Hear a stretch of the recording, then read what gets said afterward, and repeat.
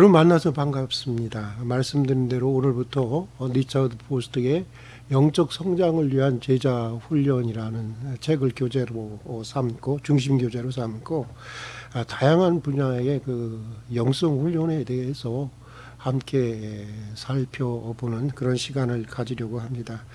리처드 포스트는 우리 시대의 대표적인 개신교 쪽에는 그 영성 신학을 하시는 분들이 그렇게 유명한 분들이 많지 않은데 이분은 대표적인 개신교 영성학자로서 미국의 여러 대학에서 성서신학, 조직신학, 영성신학을 강의한 그런 교수입니다. 그리고 국제적인 영적 쇄신 운동인 네노바레 운동의 창시자이기도 합니다. 한국에도 여러 번 방문하셔서 한국교회 지도자들과 특히 이동원 목사님, 지구촌교회 이동원 목사님이 아마 그쪽에 대표셨던 것 같아요. 그런 지도자분들과 더불어서 이 네노바레 집회와 세미나를 여러 차례 하셨던 그런 분이기도 합니다. 그의 대표적인 저서로는 우리가 텍스트로 삼은 영적 성장을 위한 제자 훈련, 또 기도, 돈, 섹스, 권력, 신앙 고전 52선, 생수의 강, 영성을 살다 등 매우 그 세계적인 베스트셀러들이 참 많이 있습니다. 리처드 포스트는 그 영성의 대중화를 선도하는 그런 그 학자로서 그의 저서들은 한결같이 방대한 그 양의 그 2000년 기독교 역사 속에 그 노정된 모든 그 기독교 고전의 연구로부터 우러러나오는 풍부한 지식 그리고 독창적인 통찰을 보여주면서 그럼에도 불구하고 학적이지 않고 평신도들도 충분히 이해하고 접근할 수 있도록 이렇게 책을 쓰신다고 하는데 그 특징이 있습니다. 오늘부터 읽어갈 영적 성장을 위한 제자 훈련 역시 그런 특징을 가지고 있는 책이라고 생각합니다. 이 책은 1978년에 출판되었습니다. 굉장히 오랜 시간이 지났죠. 아마 그의 세계적으로 그의 명성이 알려지게 된 첫 번째 책이 아니었나 이런 생각이 들고요.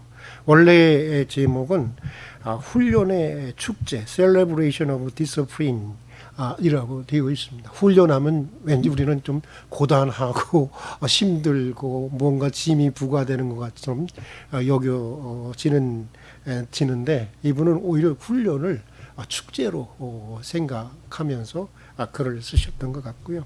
그리고 부제로는 영적 성장으로 가는 길, The Path to Spiritual Growth라고 하는 부제가 붙어 있습니다.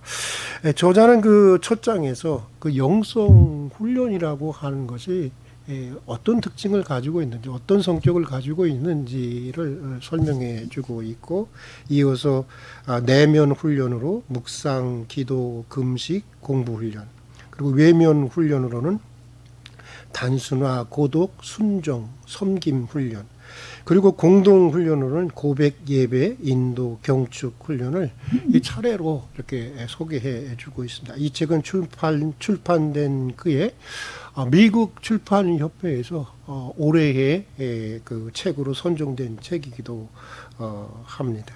자, 개요는 이 정도로 하고 이제 그 영성 훈련의 특징을 다루는 첫 장을 읽어 나가면서 영성 훈련의 성격과 그 특징이 무엇인지를 잠깐 살펴보도록 하겠습니다.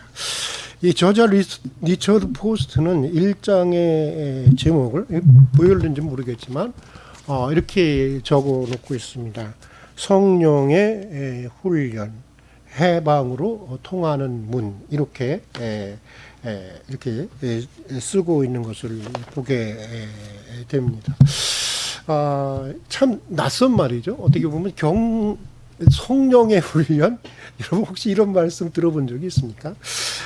뭐 경건의 훈련이라든지 영성 훈련이라고 하는 말에 익숙한 우리에게는 이 성령의 훈련이라고 하는 말이 굉장히 낯선 말임에 틀림없는 것 같습니다. 아마도 제가 생각하기에는 저자의 책을 쭉 읽어보니까 아마도 저자가 이렇게 성령의 훈련이라고 한 것은 영성 훈련이 보통 많은 사람들이 오해하고 있는 것 같아요. 어떤 오해를 하고 있냐면 동양 종교들이 하는 어떤 인간의 어떤 그 수련이라든가 인간의 어떤 그 수양을 통해서 스스로의 힘으로 완성되어 간다고 하는 이 동양 종교의 그 훈련이나 이 수련들 이런 것과 이 기독교 영성 훈련은 매우 다르다고 하는 것을 말씀해 주기 위해서 이런 말을 쓴 것이 아닌가 그런 생각이 듭니다. 기독교 영성 훈련은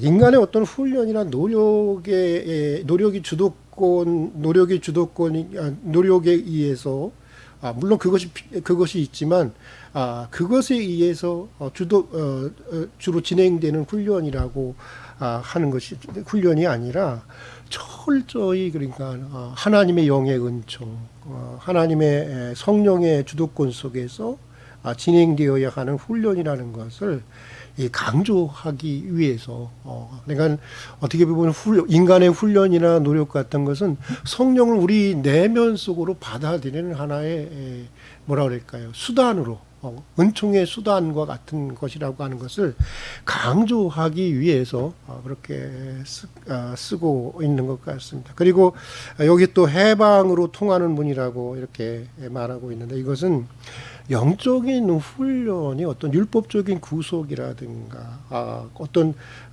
고역을 위한 훈련이 아니라 죄와 죽음과 어둠의 세력으로부터 진리와 선과 진리와 또 생명과 또 이렇게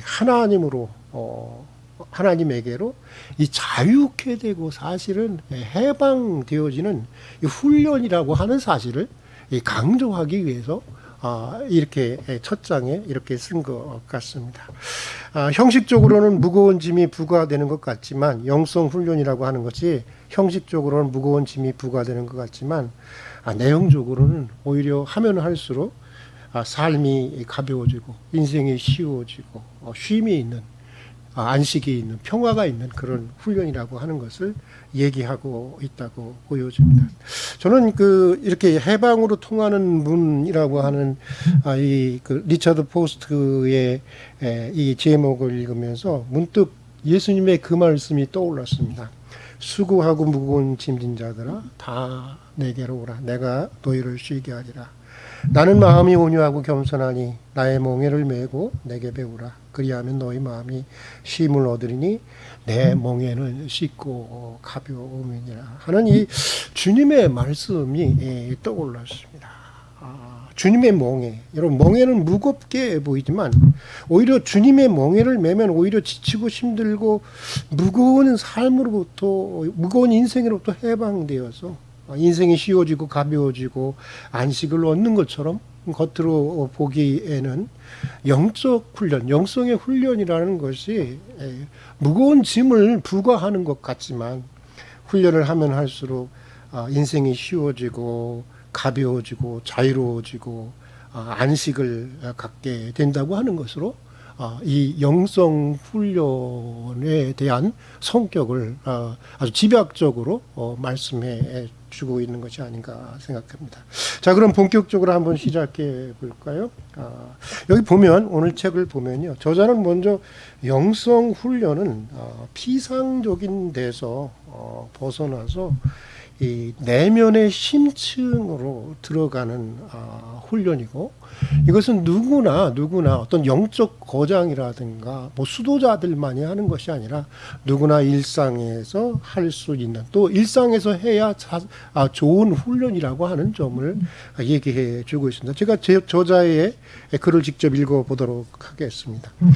피상성은 우리 시대에 내린 저주입니다.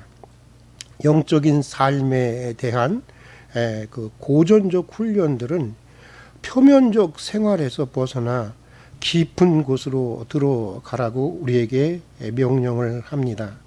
영적인 삶에 대한 고전적 훈련들은 영혼 깊숙한 동굴을 답사하라고 명령합니다.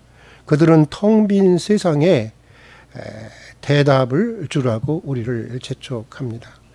훈련은 영적인 거인들이나 하는 것이므로 우리는 할래야 할 수 없다고 여긴다든지, 훈련은 시간을 완전히 기도와 명상에 바치는 은자들이나 하는 일이라고 여겨져서는 안 됩니다. 결코 그렇지 않습니다.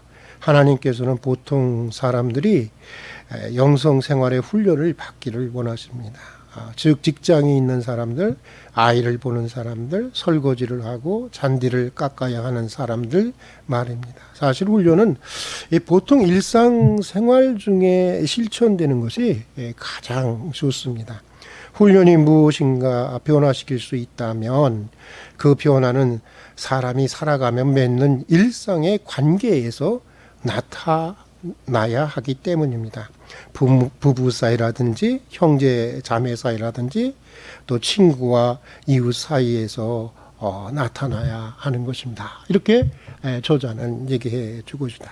그리고 다음으로 또 저자는 영성 훈련의 성격에 대해서 얘기해 주고 있는데, 영성 훈련은 지루한 어떤 고역이 아니라 기쁨과 해방을 위한 훈련이고, 또 영적인 서스티, 그러니까 영적인 그 목마름과 갈망을 가진 사람들은 누구나 할 수 있는 것이라고 하는 것을 얘기해 주고 있습니다. 특별히 저자는 영적인 목마름에 대해서 아주 강조하고 있는 것을 보게 되고, 우리가 진정으로 영성 훈련 가운데 들어가기 위해서는 무엇보다도 영적인 서스티, 영적인 목마름이 있어야 한다고 하는 것에 대해서 아주 진지하게 말하고 있습니다. 제가 읽어드리도록 하겠습니다. 영성 훈련은 웃음을 모조리 없애려고 하는 지루한 고역이라고 생각해서는 안 됩니다. 모든 훈련의 기본은 기쁨입니다. 훈련의 목적은 이기심과 불안에 숨막히는 사슬로부터의 해방입니다. 내면의 심령이 내리 누르는 모든 곳에서 해방될 때에 그것을 보고 지루한 고역이라고 부를 수는 없을 것입니다. 어떻게 보면 성령 훈련은 어려운 게 아닙니다. 훈련을 실시하기 위해서 신학의 이론을 많이 알아야 할 필요가 없습니다. 회개한 지 얼마 안 된 사람들, 그래서 자기의 삶을 예수 그리스도에게 아직 맡기지 못한 사람들이 훈련을 실천해야 합니다. 먼저 필요한 것은 하나님을 사모하라는 것입니다. 시편 저자는 이렇게 썼습니다. 하나님이여, 사슴이 시냇물을 찾기에 갈급함 같이 내 영혼이 주를 찾기에 갈급하나이다. 내 영혼이 하나님 곧 생존하시는 하나님을 갈망하나니. 토마스 모튼도 이런 말을 했습니다. 우리는 초보자이기를 원치 않습니다. 그러나 일생 초보자이지 않을 수 없다는 사실을 믿도록 합시다. 무슨 말이냐 하면 하나님 앞에서 우리는 다 초보자일 수밖에 없다고 하는 것입니다. 아무리 자기가 믿음이 성장하고 성숙했다고 하더라도 그렇다고 하는 것입니다. 그러므로 그 초심의 마음, 다시 말해서 어떤 서스티, 목마름, 갈망, 이것이 있어야 한다고 하는 것입니다. 계속해서 이 저자는 이 영적 훈련으로 우리를 초대하는 글을 쓰고 있는데, 그는 이렇게 얘기하고 있습니다. 시편 42편 7절에는 깊은 바다가 서로 부르며 나는 귀절이 있습니다. 당신의 생명 깊숙한 곳 어딘가에서 더 깊고 더 충만한 삶을 원하는 소리를 들어보신 적이 있을 것입니다.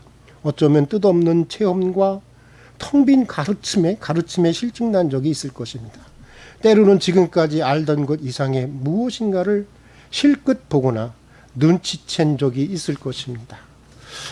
더 깊은 곳으로 배 띄우기를 내심 갈망해 본 적이 있을 것입니다. 이렇게 말해주고 있습니다. 여러분은 어떻습니까? 이러신 적이 없었으니까. 저자는 다음으로 영성 훈련에 들어갈 때 부딪히는 두 가지 어려움에 대해서 소개해주고 있는데, 이것은 다음 시간에 이어서 계속하도록 하겠습니다. 여러분, 재난의 코로나라고 하는 재난의 시대에 주님의 평화와 은혜가 항상 함께하기를 바라고, 무엇보다도 여러분 안에 있는 영적인 목마름, 영적인 갈망, 영적인 서스티가 새로워질 수 있는 그런 한 주간이 될 수 있기를 주의 이름으로 축복합니다. 다음 시간에 만나도록 하겠습니다.